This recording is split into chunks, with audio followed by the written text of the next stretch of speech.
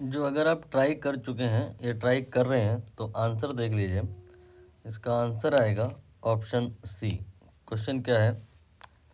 The ratio of de Broglie wavelength of an alpha particle and a proton, दोनों ही same potential के through accelerate हुए हैं। तो formula क्या बनेगा? de Broglie वेवलेंथ का फार्मूला होता है h divide by p।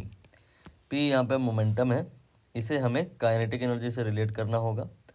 p की जगह हो जाएगा स्क्वायर रूट ऑफ 2m_k। अब यहाँ पे k क्या है? ये काइनेटिक एनर्जी है, और k की जगह क्या हो जाएगा? ये हो जाएगा q इंटू वी। तो ये आ जाएगा फाइनली 2m_q_v।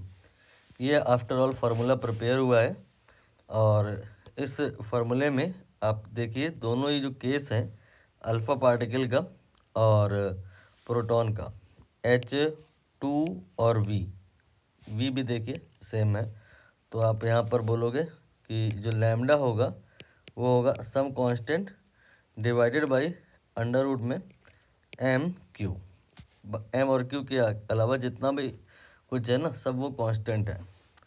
अब आप इसे दो बार लिखेंगे, one for alpha and other for proton, and फिर उसे आप डिवाइड कर देंगे। तो यहाँ पर सबसे पहले हम लिख लेते हैं अल्फ़ा पार्टिकल के लिए।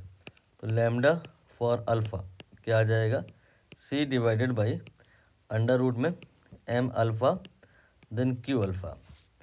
एंड लैम्डा फॉर प्रोटॉन ये आ जाएगा c divided by under root में m ये प्रोटॉन का और q ये प्रोटॉन का। अब हम यहाँ पर दोनों को डिवाइड कर देंगे, रेशियो निकालना है। तो lambda p divide by lambda alpha divided by lambda p, ये आ जाएगा। जब डिवाइड करेंगे तो c कैंसिल हो जाएगा और ये वाला फैक्टर न्यूमरेटर में आ जाएगा। We get square root of mp then qp and then divided by m alpha then q alpha. अब हम बात करेंगे अल्फ़ा पार्टिकल के कंपोजिशन की।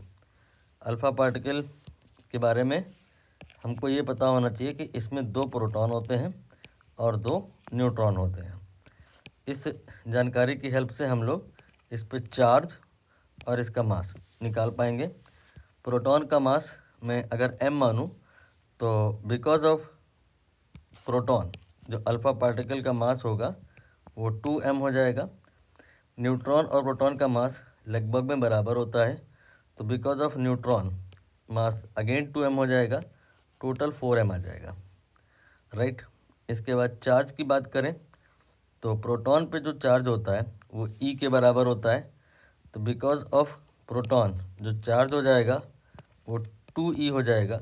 न्यूट्रॉन पे कोई चार्ज होता नहीं है, टोटल चार्ज 2e आ जाएगा।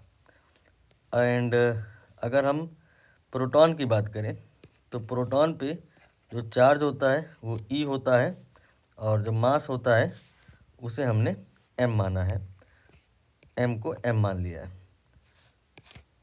इस तरह से बेसिक जानकारी है, आपको आई थिंक ऑलरेडी आती रही होगी। अब हम यहाँ पर वैल्यू पुट करेंगे।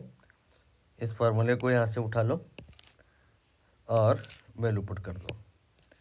वैल्यू mp इसकी जगह पे m, और qp इसकी जगह पे e, m अल्फ़ा इसकी जगह पे 4m, q अल्फ़ा इसकी जगह पे 2e, एंड पूरे का स्क्वायर रूट। तो ये आफ्टर ऑल आपका जो आएगा ये कैंसिल होगा और आ जाएगा 1 डिवाइड बाई √8। और क्वेश्चन के अकॉर्डिंग हमें इसकी जो तुलना करनी है वो 1/√m से करनी है। तो m कितना आ जाएगा? 8 के बराबर आ जाएगा। ये आपका सी ऑप्शन करेक्ट होगा।